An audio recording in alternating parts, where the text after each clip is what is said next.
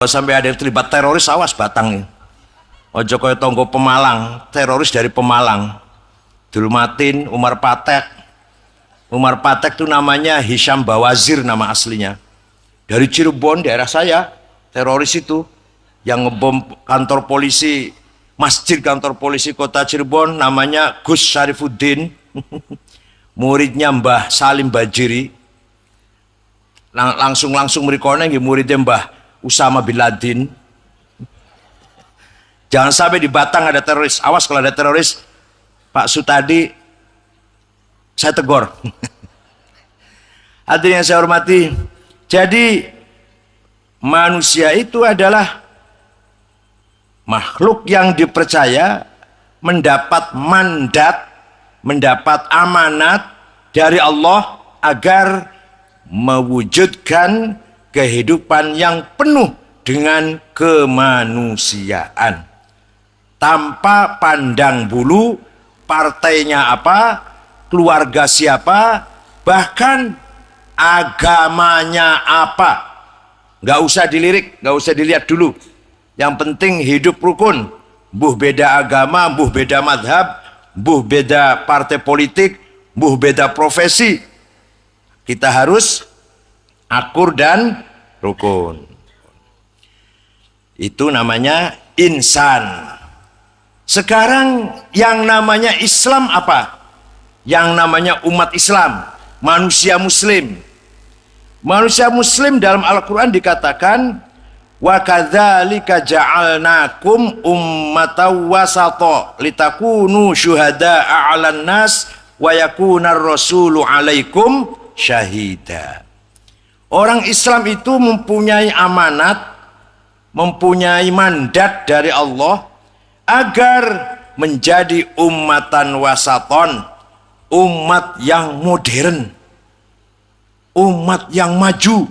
Wasaton itu artinya umat yang modern. Orang potongannya kayak sama ini kayak orang modern blas itu. Padahal Quran mengatakan kita ini harus menjadi umatan wasaton, umat yang maju modern. Karena apa? Karena agama Islam itu mboten namung mawon ngajari akidah dan syariah, bukan hanya membawa perintah rukun iman 6, rukun Islam 5, bukan hanya itu. Itu pasti, itu sudah barang tentu. Tapi agama Islam dinul ilmi wathaqafah. Dinul apa? Dinul ilmi wathaqafah. Agama yang mewajibkan umatnya cerdas dan berilmu intelek. Tadi Pak Sutadi sudah nyinggung itu. Jadi Islam, laisal Islam aqidah wa syariah faqat, not only theology and ritual, tapi Islam adalah dinul ilmi wathaqafah, membawa misi agar umatnya cerdas berpendidikan. Paham betul? Oleh karena itu batang umat Islamnya harus pinter-pinter. Kata sama orang pati pinter kata ini. Harus cerdas. Kalau enggak nanti dibohongi oleh orang yang pinter malah. Mau enggak dibohongi oleh orang yang pinter? Harus pinter kita. Ya. Umat Islam dulu, zaman biyen, umat Islam dulu menjadi pelopor kemajuan. Amerika durung lahir, Eropa masih gelap, masih jahiliyah, Australia dereng wonten, masih tempat pembuangan penjahat Inggris, dibuangnya ke Australia. Cina belum maju, umat Islam sudah maju dulu. Contoh, Al-Quran ketika diturunkan kepada Nabi Muhammad SAW ditulis oleh para penulis. Karena Kanjeng Nabi mboten saged nulis, ada yang nulis sendiri, yaitu Ubay bin Ka'ab, Zaid bin Thabit, Abdullah bin Mas'ud, dan lain-lainnya, para sahabat penulis Quran. Tulisan Quran, tulisan Arab waktu itu belum sempurna, sangat-sangat sederhana, titik wae ora ono.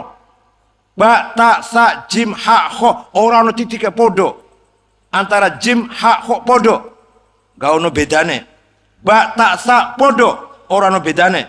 Yang orang percaya, ayo dolan nang Turki Istanbul, masih ada surat-suratnya Kanjeng Nabi nyurati gubernur-gubernur Mesir, gubernur Bahrain, gubernur Romawi, itu tulisannya mboten wonten titike. Kula men ora iso maca apa meneh sampean. Kemudian tahun 62 Hijriah, tahun piro? Swidak kali Hijriah, ada orang yang mencoba menyempurnakan tulisan Arab supaya menjadi tulisan yang sempurna. Dikasih titik oleh siapa? Namanya Abul Aswad Ad-Du'ali. Dudu Kanjeng Nabi sing gawe tulisan Arab. Dudu sahabat. Itu tabi'in namanya, bukan sahabat. Muridnya Sayyidina Ali itu. Abul Aswad Ad-Du'ali. Ba titik siji ngisor, ta titik dua dhuwur, ta titik telu, jim titik ngisor, siji ha non titik, tanpa titik, kho titik siji nang dhuwur. Baru ada titik tahun 62 Hijriah. Itu namanya maju namanya. Namanya modern itu. Orang mandek. Tulisan kok orang sempurna, disempurnakan. Namanya modern namanya, cerdas namanya. Wis ono titike masih akeh wong ora iso maca tulisan Arab. Wis ono titike iku. Maka Imam Khalil bin Ahmad Al-Farahidi yang wafat tahun 185 Hijriah, sapa?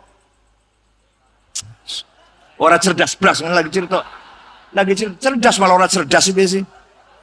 Imam Khalil bin Ahmad Al-Farahidi yang wafat tahun 185 Hijriah bikin harokat fathah, dhamma, kasroh, fathaten, domaten, kasroten, tasjid, sukun, sing gawe sapa?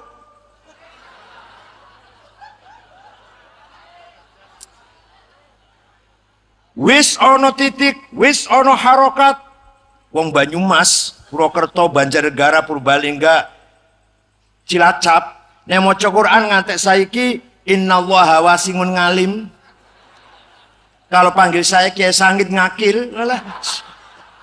Ahlussunnah jamangah, sapangat Rasulillah. Alhamdulillah Rabbil ngalamin. Itu artinya keluarnya suara makhraj, keluaran suara tuh makhraj tidak benar. Maka Imam Abu Ubaid Qasim bin Salam yang wafat tahun 224 bikin ilmu tajwid supaya maca Qur'ane bener. Sapa? Kebangetan blas ora. Abu Ubaid Qasim bin Salam wafat tahun 224 Hijriah bikin ilmu tajwid. Baru ada aturan baca Quran, idhar, idgham, ikhfa, iqlab, qalqalah, huruf halak, mad lazim, mad jaiz. Nek ora ono ilmu tajwid, alif lam mim saya baca alam. Alam. Kan alif lam mim kan dibaca gimana? Alam. Atau alam, alam.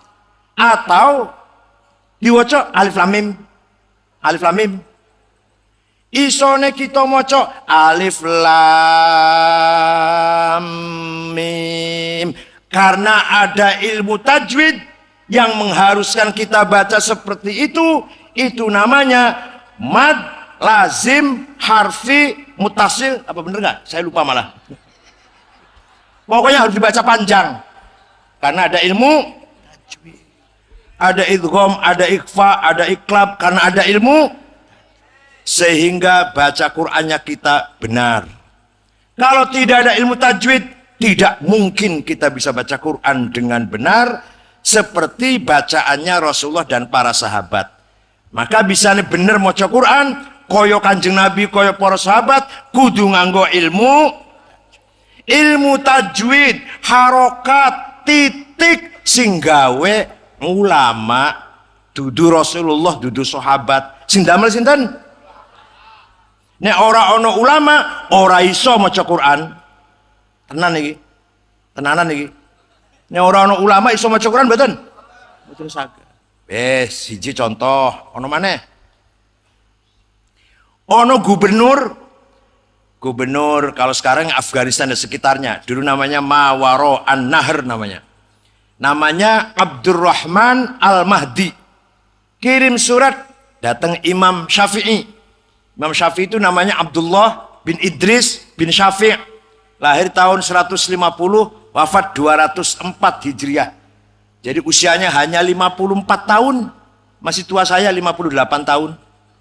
Imam Syafi'i itu umurnya berapa? 54 tahun. Luar biasa itu. Kiai Wahid Hashim, bapaknya Gus Dur, waktu meninggal umurnya 39 tahun. Waktu wafat sedang menjadi ketua umum PBNU, merangkap menteri agama. Waktu wafat. Dah. Isinya surat ngeten. Kiai, saya ingin paham agama Islam yang sempurna lah, yang utuh. Gimana caranya? Imam Syafi'i memanggil muridnya, namanya Robi' bin Sulaiman Al-Muradi. Robi, sini ada surat gubernur, ayo kita tulis surat balas gubernur. Naktub ar-risalah, ayo kita nulis surat risalah. Nah, Imam Syafi'i mendikte imla, Robi' nulis. Akhirnya risalah suratnya Imam Syafi'i menjawab gubernur Abdurrahman Al-Mahdi berjumlah 300 halaman. 300 halaman suratnya Imam Syafi'i itu. Itulah awal mula, asal mula, cikal bakal ono ilmu sing diarani ilmu apa? Usul fikih. Usulul fiqh. Apa usul fiqh itu? Metode bagaimana memahami Islam yang benar. Imam Syafi'i dalam suratnya mengatakan begini. Kalau kamu ingin paham Islam, pertama kali kamu harus pahami, analisa, dalami Quran. Tapi kamu harus tahu, ayat Quran tidak satu level. Ada ayat muhkamah, kuat. Ada ayat mutasyabihah, menerima, memungkinkan beberapa tafsir dan takwil. Beberapa pengertian. Kalau muhkamah tidak, satu. Kalau mutasyabihah, bisa ditafsiri berbagai macam. Ada ayat mutlak absolut, ada ayat muqayyad terikat, ada ayat am general, ada ayat khas spesial, ada ayat yang konten maknanya dilalah hakiki, ada yang majazi metafor, ada nasikh, ada mansukh.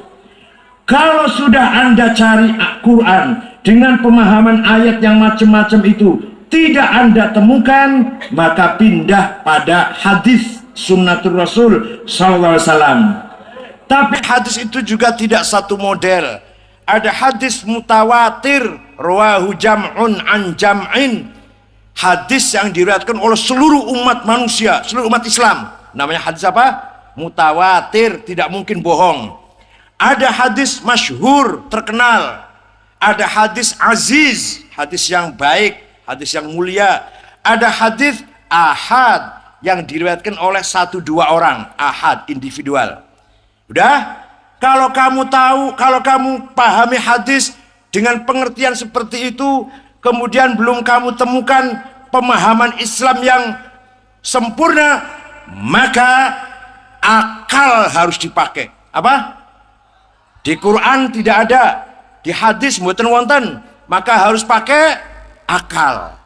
Akal niku nek akale ulama kumpul, musyawarah, debat, diskusi, tukar fikir, mengeluarkan sebuah keputusan hukum, namanya ijma'. Apa namanya?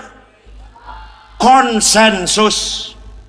Kalau akalnya ulama dewe-dewe mboten kumpul, ulama Jawa Barat, ulama Jawa Timur, ulama Banjarmasin, Kalsel, ulama Arab, dewe-dewe mengeluarkan hukum, namanya qiyas. Apa?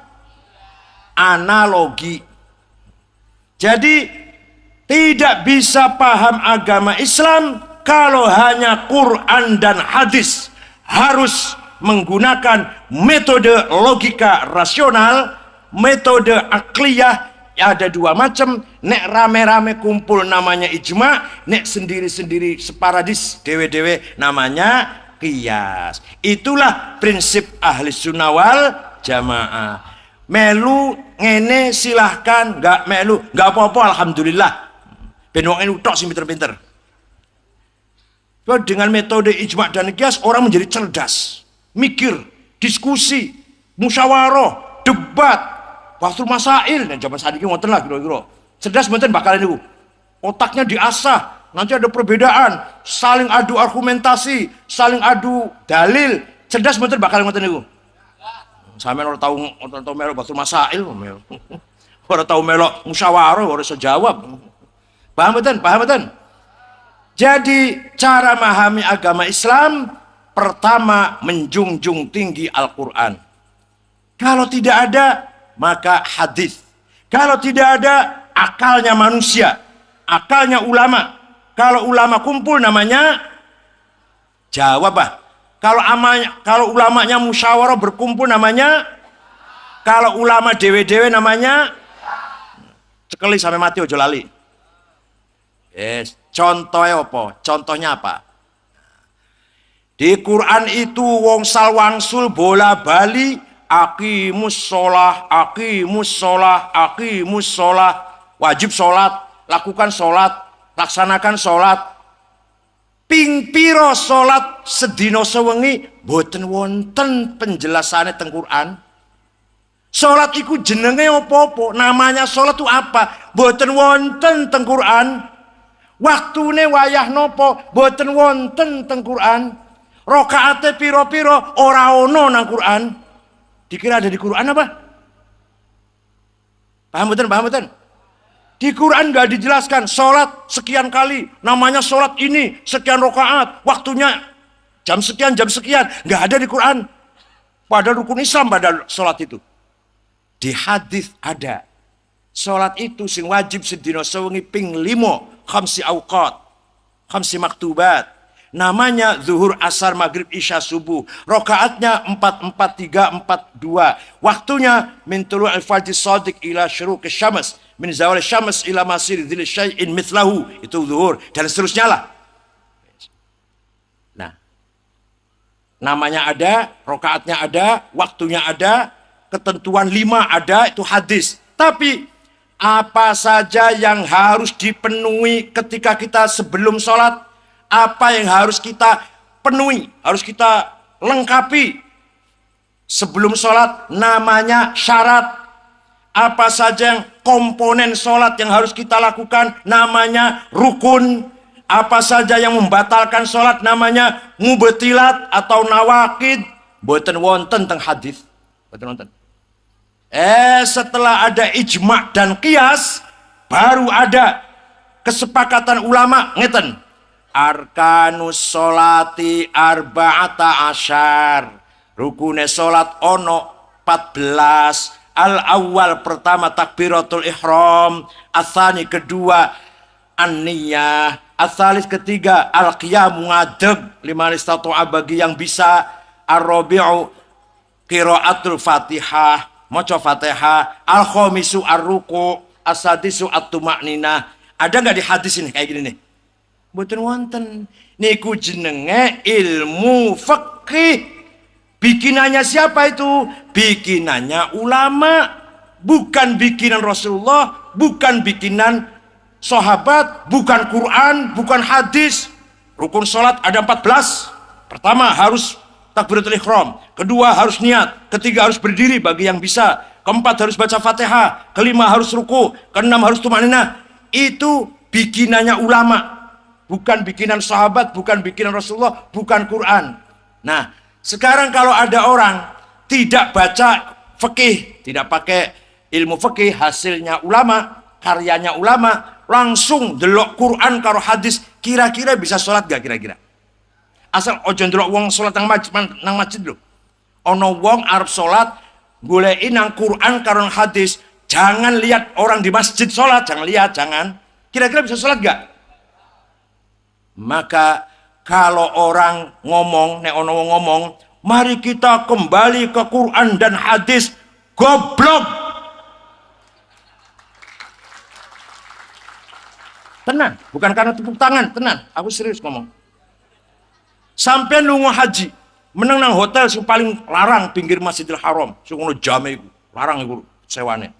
Bosok tanggal 9 mau berangkat ke Arafah wukuf, Musdalifah mabit, Mina, balang jumroh, cari di hadis. Buka Bukhari Muslim, buka Quran. Dari hotel ke Arafah itu ke utara apa selatan? Ke barat apa ke timur?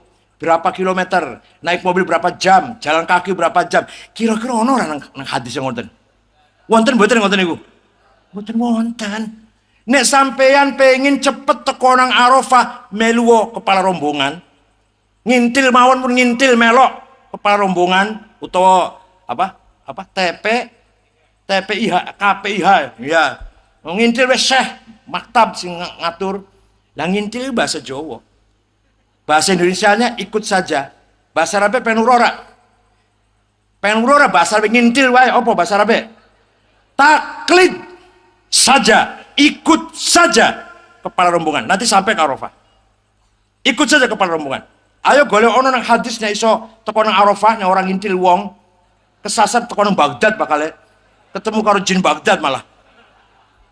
Paham mboten? Melok ngeten monggo, mboten apa-apa, kula mboten kesetiang kok. Jenengan percaya kali omongan kula monggo, mboten percaya alhamdulillah ben aja akeh warga NU kakean dah. Saya mau cari ormas yang tidak seperti ini, silahkan, seneng saya malah.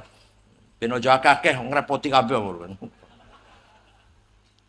Jadi kita ini tidak bisa sholat, tidak bisa haji, tidak tahu caranya zakat, tidak tahu caranya bagi waris, tidak tahu caranya ibadah, tidak tahu caranya maca Quran sebenar tanpa ilmunya ulama.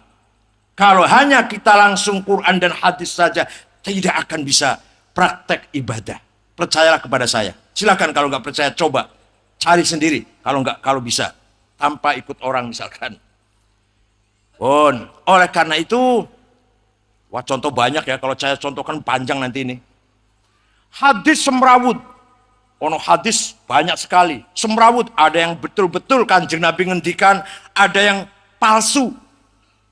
Maka seorang ulama namanya Syihabuddin Romahurmuzi tahun 99 atas perintah Khalifah Umar bin Abdul Aziz bikin ilmu mustalahul hadis supaya tahu menseleksi, milih-milih endi sing sahih, endi sing saadine sahih jenenge hasan, endi saadine hasan jenenge dhaif, dhaife macam-macam, maktu, munqati, mursal, muallal. Baru ada ilmu mustalah hadis tahun 99 Hijriah. Baru kita bisa menseleksi hadis mana benar, mana yang setengah benar, mana yang harus kita tolak. Namanya ilmu mustalah hadis. Yang bikin namanya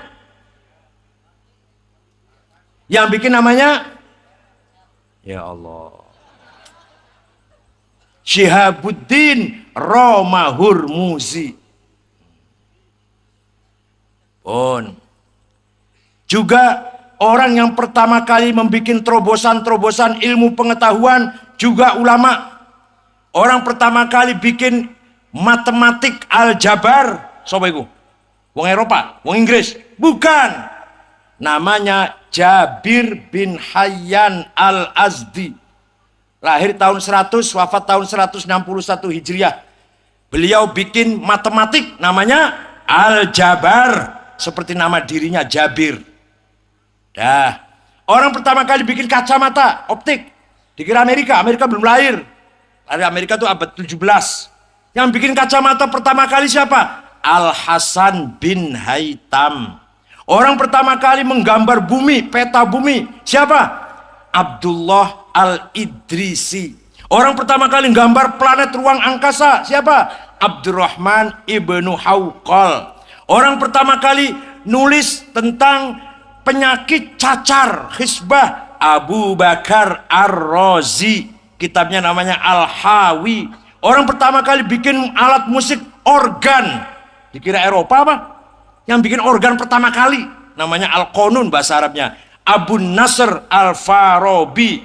Orang pertama kali bikin navigasi, alat petunjuk arah, di lor, di kidul, di wetan, di kulon. Bagi para pelaut atau penerbang sangat penting. Pilot yang bawa pesawat terbang atau kapten yang bawa kapal sangat penting. Siapa yang bikin alat pertama kali itu? Namanya Ahmad bin Majid.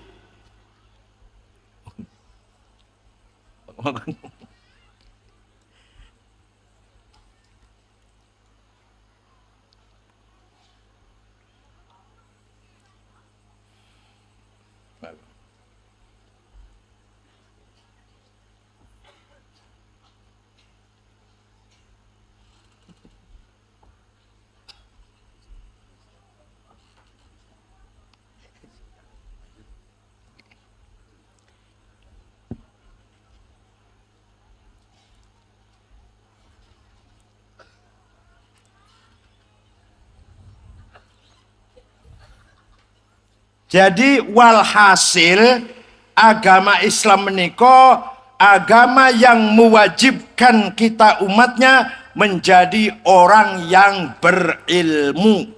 Orang yang berilmu. Maka Batang kalau mau maju yang harus diperhatikan adalah kualitas pendidikan. Sekarang pendidikan ini anggarannya sudah luar biasa. Kementerian Pendidikan kita ini anggarannya 240 triliun sing setahun niku. Piro? Triliun. Dudu miliar, dudu triliun. Ini anggaran yang sudah sangat besar. Tapi bukan hanya besarnya anggaran, kualitas pendidikan juga harus ditingkatkan. Jangan kalah kualitasnya dengan negara-negara lain. Memalukan. Jadi walhasil agama Islam adalah dinul ilmi wathaqafah. Agama yang membawa ilmu pengetahuan, mendorong agar umatnya cerdas, modern, maju, dan agama yang membawa kewajiban umatnya agar berakhlak, berbudaya, berperadaban. Boten namung cukup apal rukun iman 6, apal rukun Islam, nglakoni rukun Islam 5, boten dereng cukup niku. Harus menjadi umat yang berilmu, berpendidikan, maju, modern. Kalau kita ingin betul-betul menjadi umat yang tadi apa? Umat apa? Ummatan wasaton.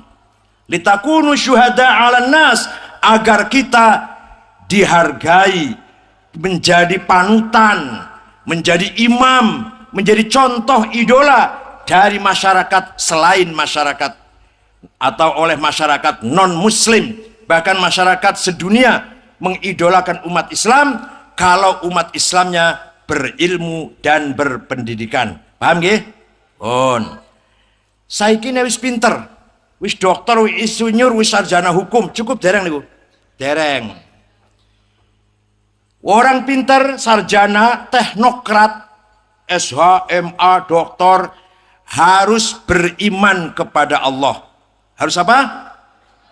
Kalau tidak beriman, manusia ini kalau nggak beriman cenderung jahat. Kalau sudah jahat, masih mending jahatnya wong bodoh tinimbang jahatnya wong bodoh nyolong sepatu ning masjid, wong pinter nyolong pabrik sepatu. Oh sampeyan iso ora yo? Sampeyan iso mbayangke ora nyolong pabrik sepatu, iso mbayangke ora? Iso membayangkan enggak piye carane nyolong pabrik? Iso ora? Bodoh. Wong bodoh nyolong hutan, nyolong pohon di hutan, piro? 100 wit, 1.000.000 pohon, bodoh. Nek wong pinter wis kadung niat nyolong hutan selama 30 tahun Orde Baru 40 juta hektar. Piro? Tadi saya tanya pada Pak Sutadi, gimana hutan di Batang? Alhamdulillah yang pinggir jalan baik-baik pinggir jalan. Yang kelihatan dari luar masih wutunta kalau di dalamnya ini. Tapi kalau wong Batang si nyolong paling 100 sewu pohon paling. Tapi nek wong pinter si nyolong, piro? 40 juta hektar. Tenan iki tenan, ora gaya-gaya aku ngomong tanggung jawab iki.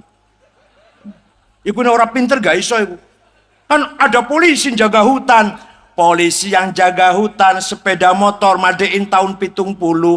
Sing nyolong dari Jakarta nganggo helikopter. Ayo kejar ayo. Ayo polisi ngudak ayo. Sing nyolong numpake helikopter. Polisi jaga hutan nganggone sepeda motor tahun 70. Alas. Polisi kehutanan. Maka orang kalau pinter tidak beriman cenderung jahat.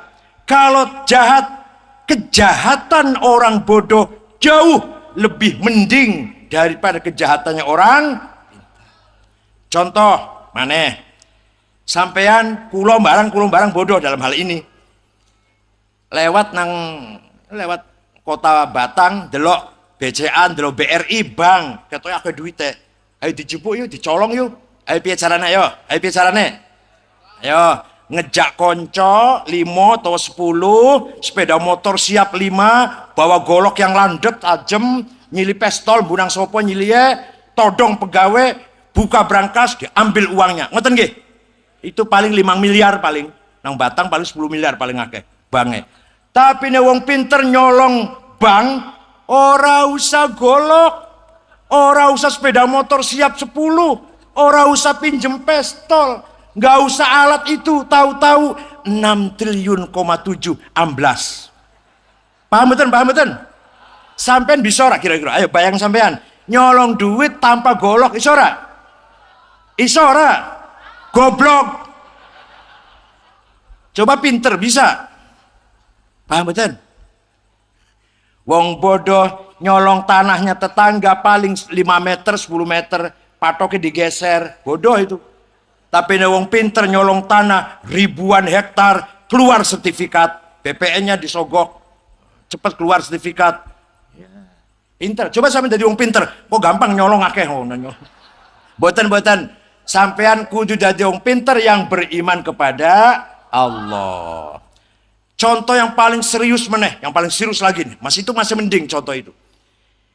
Boso ilmu pindah nang Eropa. Jadi maune wong pinter wong Islam maune.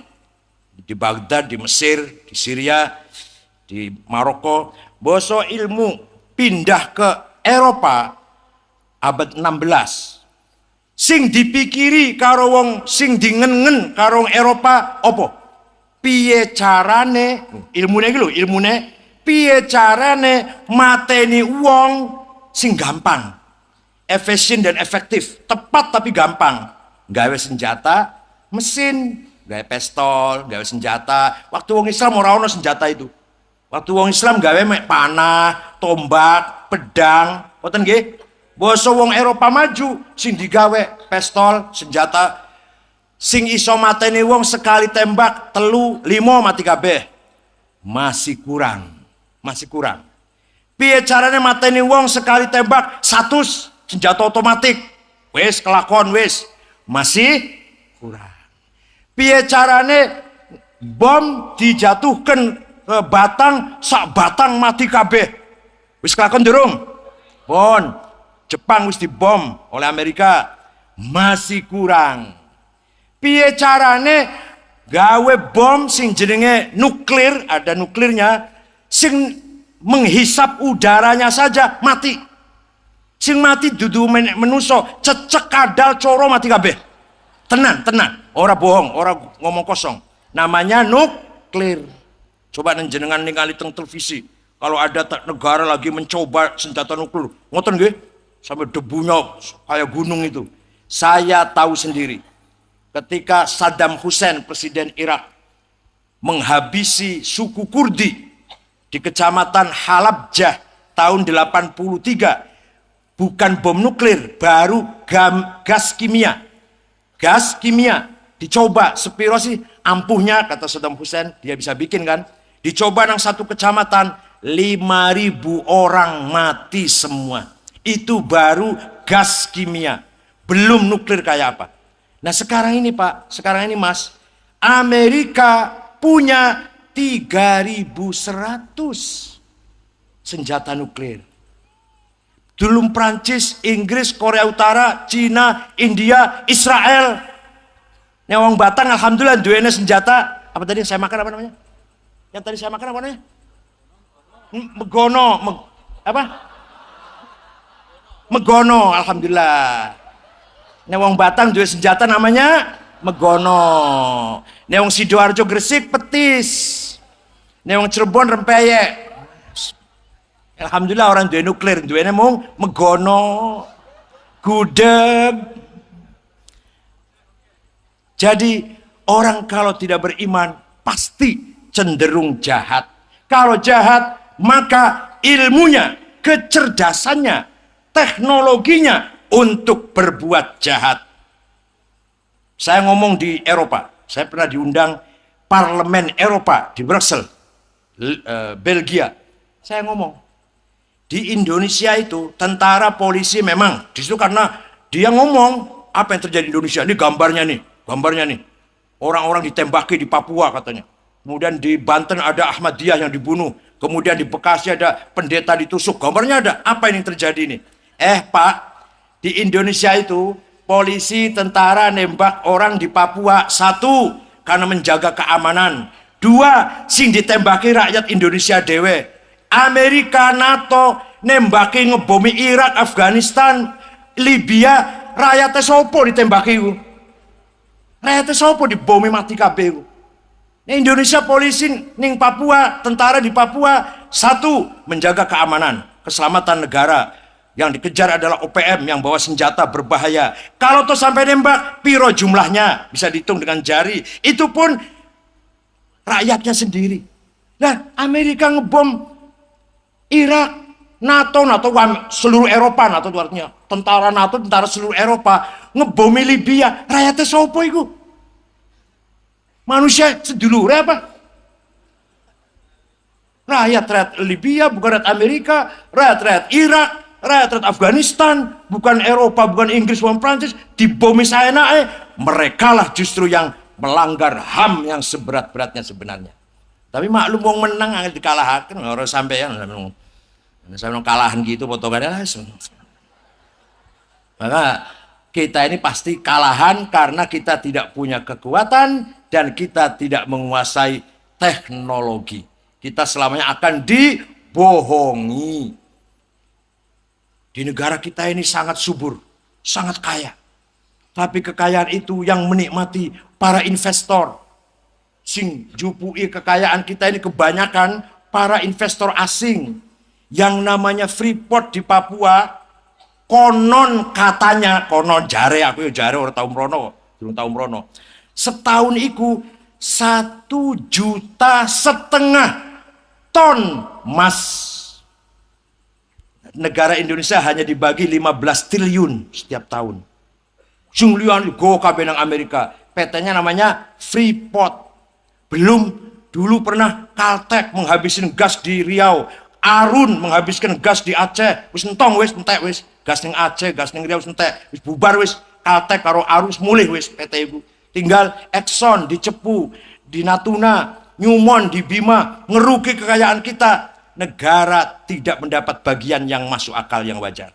Hanya dapat 1%, 3%, kecuali Exxon Cepu yang kita dapat 45, mereka dapat 55. Itu adil sekali itu kalau yang itu. Kalau lainnya kita ini sering dibohongi, diakali.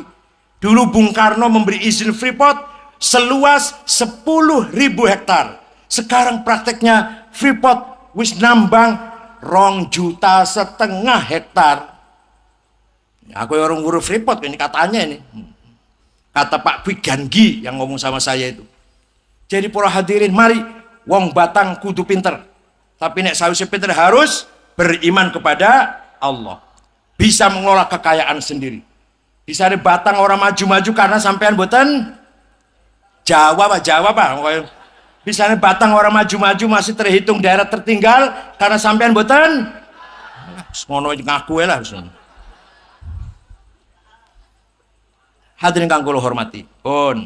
Sawise beriman, sawise pinter, doktor, insinyur, SHMA, lan beriman rajin yang masjid, umroh setiap tahun, haji ping 14, traweh ya wekel, wis lah, ngaji Quran ya rajin. Satu lagi, belum cukup itu. Satu lagi, hatinya mulia, akhlaknya mulia, jiwanya bersih. Ini ono wong pinter, misalkan ning Batam ono insinyur pinter, ya sholat, ya umroh, ya haji, tapi saben dino ngadu domba, saben dino hasud, dengki, ngadu domba, suudzon, takabur, sombong. Seneng mboten sampean? Seneng mboten wong kaya ngono kuwi?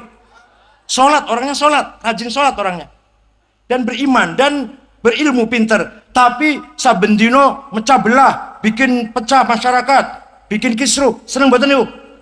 Mati wae wong kaya ngono, wis mati wae. Ora usah urip meneh wong kaya ngono iki. Kita tidak membutuhkan orang jahat. Kita butuh orang yang bermoral. Negara ini bisa bangkrut, dudu tukang becak, dudu tukang sampah yang membangkrutkan ekonomi Indonesia ini. Siapa? Orang yang akhlaknya bejat. Orang akhlaknya apa sampean sing rusak Indonesia ini? Tukang becak, tukang bakso lah, es krim, apalagi tambal ban, potongan ini. Apa iki sing bangkrutkan ekonomi Indonesia? Sampean? Potongan sampean tukang bakso, tukang serabi, tukang... Yang merusak, membangkrutkan ekonomi Indonesia adalah orang-orang yang tidak berakhlak, tidak bertanggung jawab, tidak berakhlakul karimah, hatinya kotor, rakus. Indonesia nih Pak, Indonesia Mas, sangat subur, sangat kaya raya. Opo wae ono, emas ono, berlian ono, batu bara, gas, minyak, mangan, titanium, uranium, ono kabeh. Pohon semuanya ada kecuali korma. Nek ono ora woh, nek woh ora manis. Binatang semua ada kecuali onta. Ono yang kebun binatang jadi tontonan. Hadirin, Indonesia ini cukup untuk mensejahterakan rakyat 250 juta. Cukup betul? Cukup, sebenarnya cukup. Allah nyediani wis.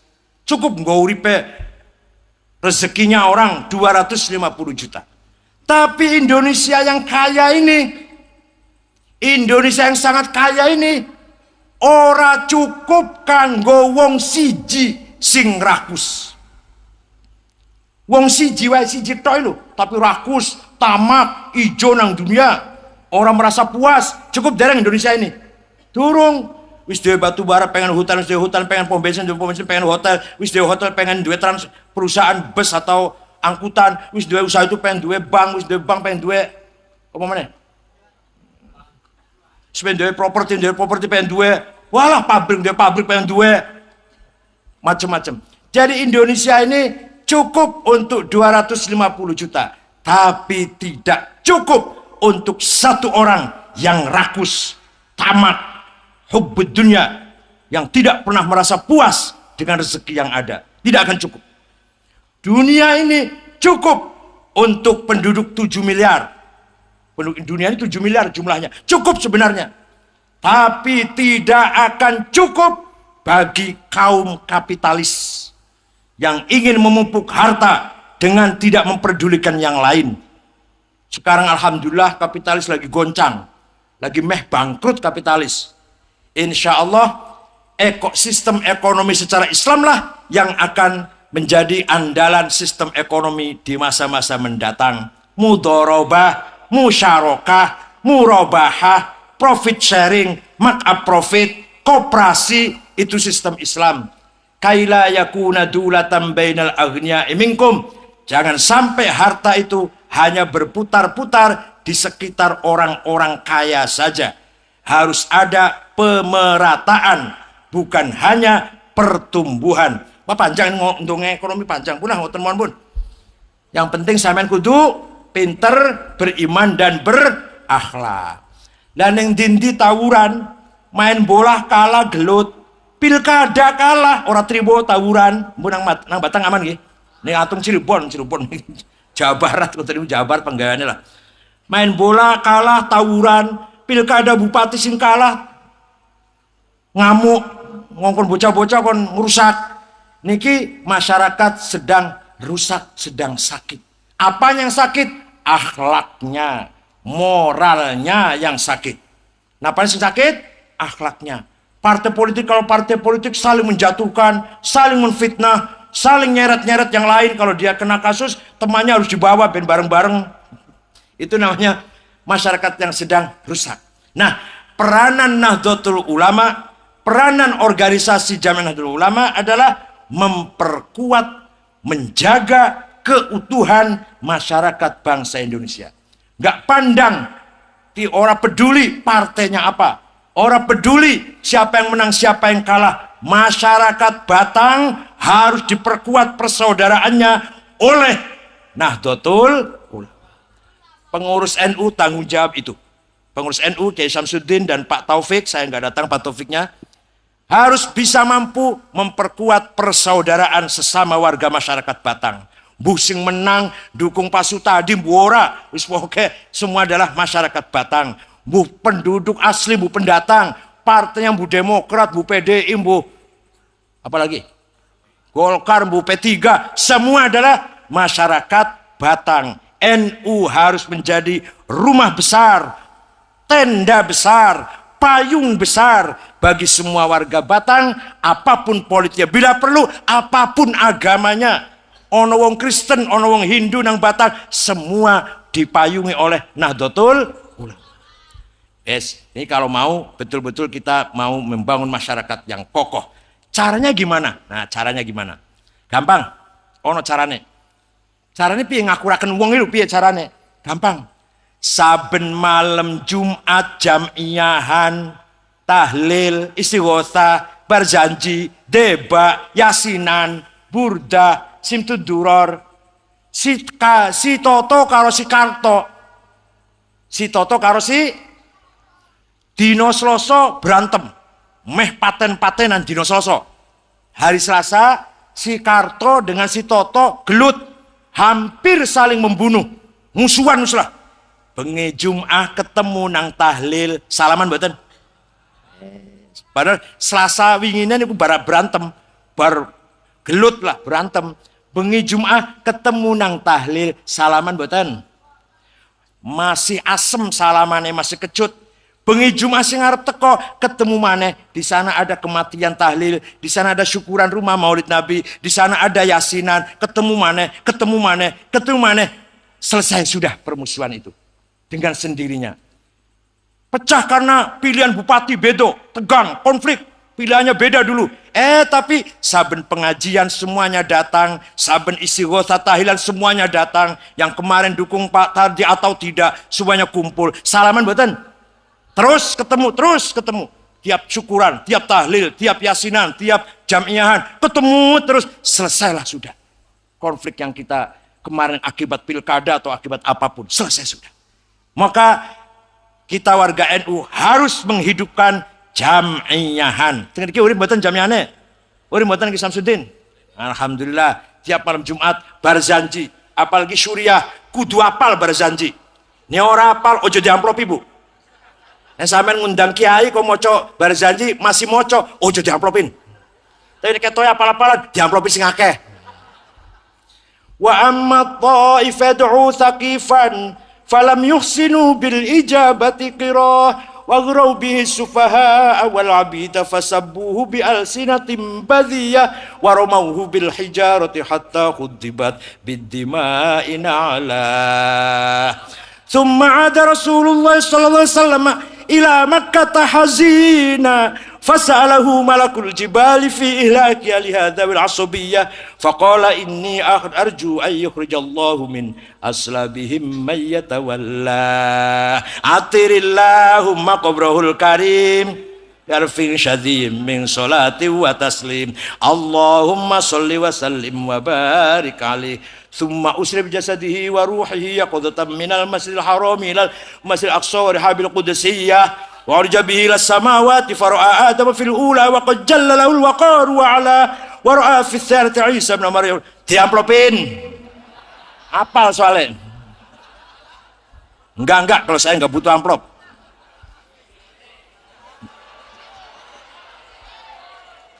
Jadi kita punya media rekonsiliasi dari level grassroots. Kita punya wadah silaturahim, yaitu jam'i. Monggo, Monggo sing rajin jam'iyah. Suwe-suwe akur meneh, solid maneh, jadi siji maneh. Itulah yang kita harapkan, bangsa ini bersatu, Batang bersatu, Pekalongan bersatu, Pemalang bersatu, akhirnya se-Indonesia bersatu. Caranya piye? Ayo podo tahlilan kabeh. Wes bersatu. Sing bedakno, ayo bedakno. Ono desa gelem tahlilan rajin. Desa kono ora gelem. Ayo ono bedane jauh jelas. Yang di sana kalau bertengkar lama akure. Nang kene ne bertengkar rong dina sakur meneh. Paham mboten? Monggo sing apal. Asyraqal badru alaina fahtafat minhul buduru mithla husnik ma ra'aina ya wajhas sururi anta syamsun anta nurun anta iksirun anta misbahus suduri. Suaranya enak, lagunya enak, mulai nggawa berkat. Masya Allah. Itu berkat multi gizi. Ngerti mboten? Dagingnya ono, ayame ono, ikan masnya ono, rambutannya ono, salake ono, jeruke ono, senajan siji multi gizi. Dipangan ning anake sampean bakal lemu-lemu anake. Anake bapak kula lemu orang sing kurus. Anak bapak kula niku 5 lanang kabeh. Alhamdulillah mboten kula sombong nggih, mboten kula sombong.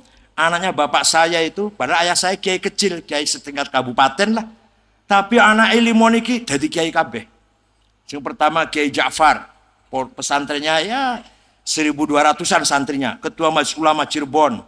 Adik saya Mustafa Akil, Khatib Syuriah PBNU, mantunya Mbah Maimun Sarang, adik saya itu. Keluaran Mekah dulunya. Adiknya lagi karena cacat sejak kecil punggungnya melengkung, orang tahu mondok ngaji nang wong tuwa tok. Tapi saiki mulange Fathul Qorib, Fathul Muin, padahal cacat. Sing terakhir keluaran Al Azhar Mesir S1, saiki kepala aliyah negeri di Cirebon.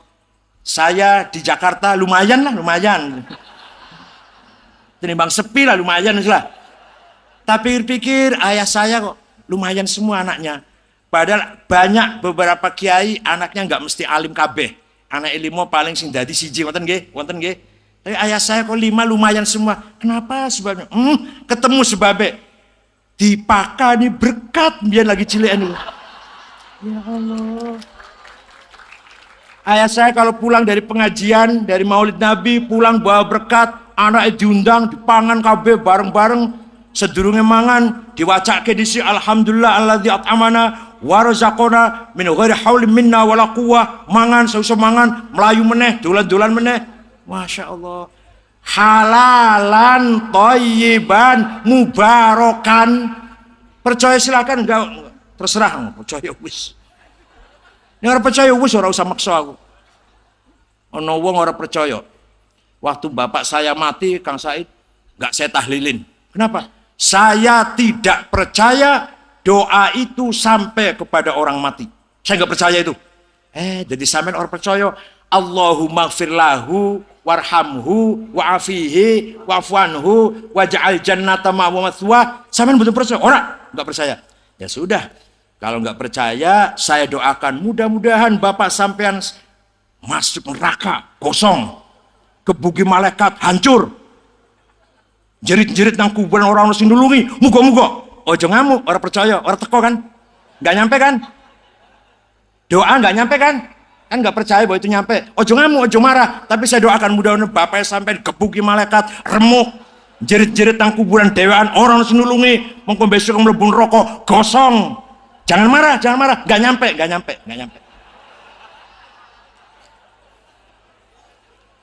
Ono meneh ada orang cerita, waktu saya haji, Ustadz, saya di Madinah 8 hari.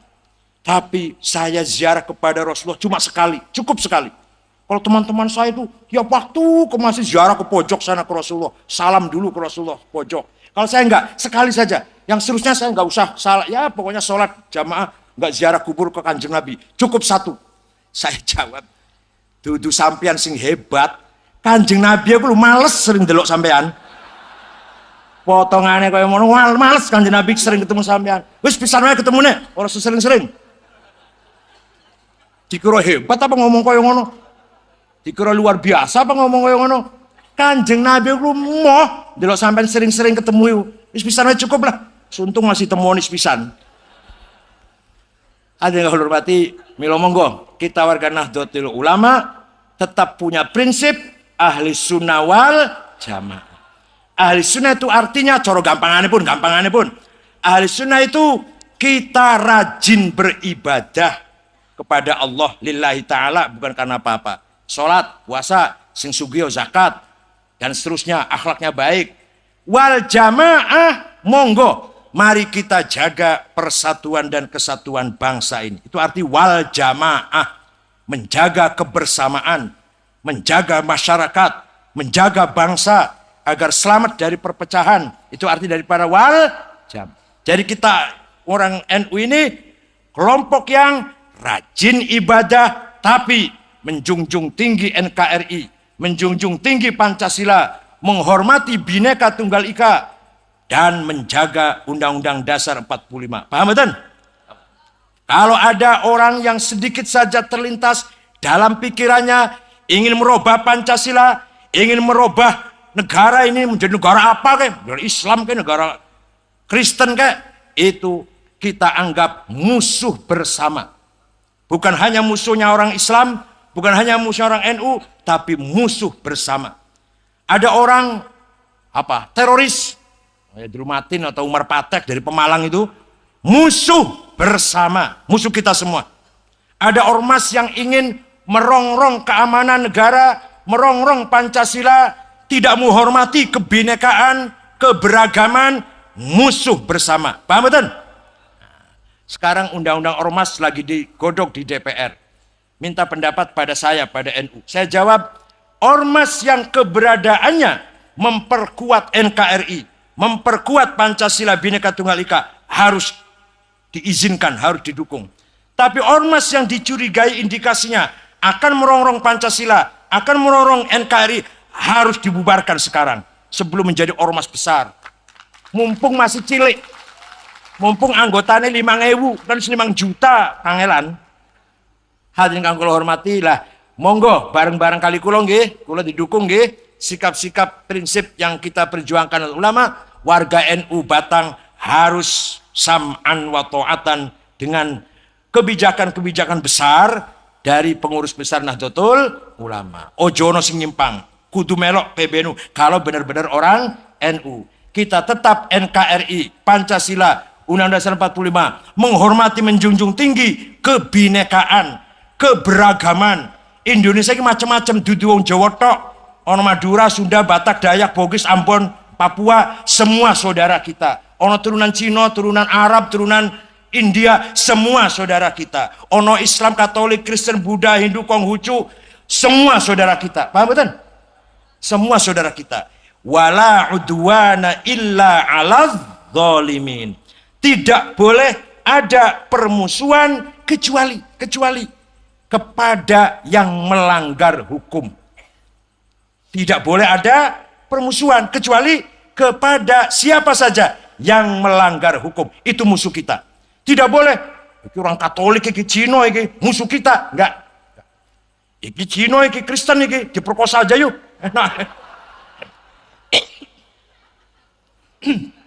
Iki mobilnya Cina, iki parkir, iki dicolong aja yuk. Asal betul mantan iku. Wah, iki jaket Cina Katolik, iki dibakar aja yuk. Asal betul. Betul. Semua saudara kita, kecuali yang melanggar hukum, pengedar narkoba, bos pijet sing ngoten niku dudu pijet sing bukan. Ngertos mboten ora pijet ora paham men. Ora paham pijet. Yang melanggar hukum, bos narkoba, pengedar narkoba, pemakai narkoba, bos pijet, pembunuh, pencuri, teroris, koruptor. Pejabat yang korupsi, musuh bangsa, musuh kita bersama. Islam, non-Muslim, Kristen, Katolik, pengurus NU, kayak pengurus Majelis Ulama, kayak kalau korupsi, musuh kita bersama. Ono pengedar narkoba ketangkep, tiba-tiba pengurus masjid, misalkan, tiba-tiba pengurus masjid, musuh kita bersama. Ada orang Kristen kok baik-baik, nggak pernah macam-macam, saudara kita. Ono wong pengurus NU kok pengedar narkoba, musuh kita. Paham betul? Orang pada paham, orang pada paham ini. Pernah baca pahami?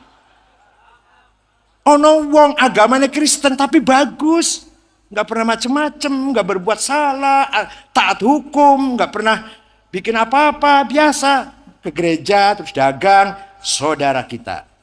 Ono wong ketangkep pengedar narkoba atau pembunuh atau garong, tiba pernah haji, orang udah haji 3 kali, sudah umroh tiap tahun, tapi ketangkep pembunuh, garong, perampok, musuh kita bersama. Paham betul? Ono wong ketangkap ternyata terlibat bom teroris, walaupun itu ormasnya apa Islam, musuh kita bersama. Itu sikap Nahdlatul Ulama seperti itu. Nggih, cekap semanten mawon, mugi-mugi wonten manfaatipun.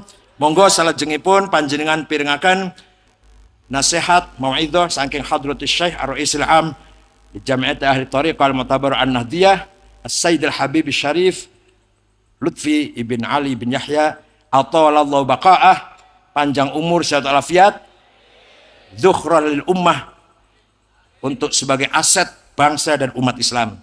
Nyuwun pangapunten bila wonten perkataan yang kurang berkenan atau kasar atau kurang berkenan, nyuwun pangapunten. Terima kasih. Syukron wa dumtum fil khairi wal barakati wan najah. Wallahul muwaffiq ila aqwamit thoriq. Wassalamualaikum warahmatullahi wabarakatuh.